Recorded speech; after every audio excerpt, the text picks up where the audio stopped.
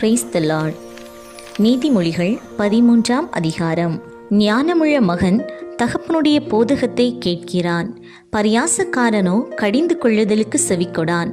மனுஷன் தன் வாயின் பலனால் நன்மையை புசிப்பான், துரோகிகளின் ஆத்துமாவோ கொடுமையை புசிக்கும். தன் வாயை காக்கிறவன் தன் பிராணனை காக்கிறான், தன் உதடுகளை விரிவாய் திறக்கிறவனோ கலக்கமடைவான்.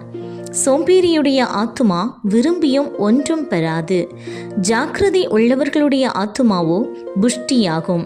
நீதிமான் பொய் பேச்சை வெறுக்கிறான், துன்மார்க்கனோ வெட்கமும் லெச்சையும் உண்டாக்குகிறான். நீதி உத்தம மார்க்கத்தானே தற்காக்கும், துன்மார்க்கமோ பாவியை கவிழ்த்து போடும். ஒன்றுமில்லாதிருக்க தன்னை செல்வனாக பாராட்டுகிறவனும் உண்டு, மிகுந்த செல்வம் இருக்க தன்னை தரித்திரனாக பாராட்டுகிறவனும் உண்டு. மனுஷனுடைய ஐஸ்வர்யம் அவன் பிராணனை மீட்கும், தரித்திரனோ மிரட்டுதலை கேளாதிருக்கிறான்.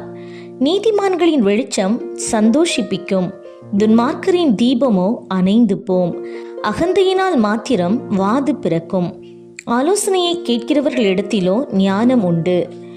வஞ்சனையால் தேடின பொருள் குறைந்து போம், கைப்பாடாய் சேர்க்கிறவனோ விருத்தி அடைவான்.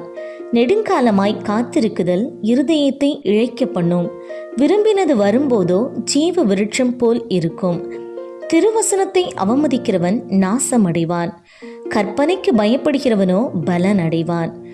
ஞானவான்களுடைய போதகம் ஜீவ ஊற்று, அதனால் மரண கண்ணிகளுக்கு தப்பலாம். நற்புத்தி தயையை உண்டாக்கும், துரோகிகளுடைய வழியோ கரடு முரடானது. விவேகியானவன் அறிவோடு நடந்து கொள்ளுகிறான், மூடனோ தன் மூடத்தனத்தை வெளிப்படுத்துகிறான். துரோகமுள்ள தூதன் தீதிலே விழுவான், உண்மையுள்ள ஸ்தானாபதியோ ஔஷதம். புத்திமதிகளை தள்ளுகிறவன் தரித்திரத்தையும் லட்சையையும் அடைவான், கடிந்து கொள்ளுதலை கவனித்து நடக்கிறவனோ கனம் அடைவான். வாஞ்சை நிறைவேறுவது ஆத்துமாவுக்கு இனிது, தீமையை விட்டு விலகுவது மூடருக்கு அருவருப்பு. ஞானிகளோடே சஞ்சரிக்கிறவன் ஞானமடைவான், மூடருக்கு தோழனோ நாசமடைவான். பாவிகளை தீவினை தொடரும், நீதிமான்களுக்கோ நன்மை பலனாக வரும். நல்லவன் தன் பிள்ளைகளின் பிள்ளைகளுக்கு சுதந்திரம் வைத்து போகிறான், பாவியின் ஆஸ்தியோ நீதிமானுக்காக சேர்த்து வைக்கப்படும். ஏழைகளின் வயல் மிகுதியான ஆகாரத்தை விளைவிக்கும், நியாயம் கிடையாமல் கெட்டுப்போகிறவர்களும் உண்டு.